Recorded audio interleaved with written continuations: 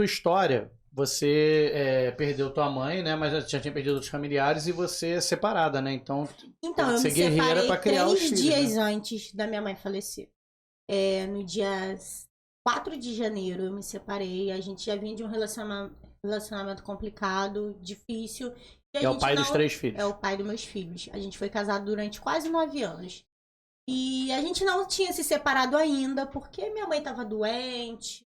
E a minha filha mais novinha, nesse período que a minha mãe adoeceu, eu engravidei da Giovana. E eu tomava remédio e tudo mais, e engravidei dela. Então, minha filha era muito novinha. Olha o cocólatra, vai, Ó, vai lá no... não pode entregar o E cocólatra. aí ela era muito novinha e a gente não se separou por isso. Só que já no finalzinho eu tinha pedido demissão do meu trabalho. Eu fui 8 anos bancária, trabalhei no Itaú. Eu não sabia fazer outra coisa. Eu fui menor aprendiz, fui contratada. Trabalhei sempre em outros lugares além do banco, conciliando. Mas o meu emprego era o banco. Então, era o que eu era. Antes de eu me separar, eu pedi demissão, fiz um acordo. Eu precisava curtir, cuidar da minha mãe no final. Eu já sabia que ali era o final dela. Ela foi leucemia também? Foi leucemia. E a minha mãe teve uma complicação. Ela ficou doente durante 4 anos e nenhum médico descobriu que ela tinha. E ela fazia exame para leucemia e não acusava. Porém, dentro do meu coração eu sabia. Então eu estava preparada para aquilo ali, porém a gente nunca se prepara para perder um pai e uma mãe, mas eu sabia que era leucemia, embora os médicos não descobrissem. No dia que ela faleceu, saiu o laudo da morte dela, a biópsia, acusando que ela tinha leucemia. Então, assim, de repente, se o médico tivesse descoberto antes, ela poderia ter tido um pouco mais de vida, um pouco mais de qualidade do tempo que ela tinha. E aí eu me separei e 3 dias depois a minha mãe faleceu. A gente brigou e tudo mais, e aí se separou. Era aniversário da minha filha. No dia que a minha mãe faleceu, eu acordei. Eu já sabia que ela estava muito mal, porque no dia anterior eu tinha ido pro hospital e o médico tinha me dito que ela estava muito mal. E aí eu pensei assim, eu vou acordar, é aniversário da minha filha, eu vou levar ela lá, porque a vida dos meus filhos era a avó, dos 2 mais velhos. Ela cuidou deles desde 4 meses de idade, quando eu voltei de licença maternidade. Eles eram muito ligados, muito apegados. E eu levantei e fui lá. Quando eu cheguei no corredor do hospital, ela tava morrendo. E sabe quando tem aquela movimentação de médicos entrando na sala? E eu ali com a minha filha, que tava fazendo 6 aninhos. A Mariana tinha uma festa paga numa casa de festas muito top aqui em Campo Grande, que a minha mãe tinha pago, porque minha mãe era muito festeira. E aí ela teve que... A gente cancelou tudo, óbvio. Ela já sabia que a festa dela estava cancelada. E aí ela queria só passar um momento do aniversário com a avó. E aí quando a gente chegou, a avó tava morrendo Você e já ela tinha viu. preparado ela pra ser a despedida da sua Não, mãe? porque no dia anterior, quando eu fui visitar minha mãe, embora eu soubesse que era muito grave, a minha mãe ainda conversou comigo, ainda falou comigo sobre as crianças e tudo mais. Então, eu imaginei que a gente fosse chegar ali e ela ia dar um beijo na Mari e tudo mais. E assim, eu fui pro hospital sem nenhuma perspectiva, de repente, de conseguir entrar no quarto, porque criança não entra em quarto. Uhum. E eu falei assim, quer saber? Seja o que Deus quiser, eu vou chegar lá, o segurança vai deixar, nem que seja ela dar um beijo na avó dela. E aí, quando eu cheguei lá, o segurança nem olhou pra minha cara. E aí a gente subiu direto, eu falei, vamos subir. Sabe quando você vai escondidinho assim? Eu falei, vamos subir.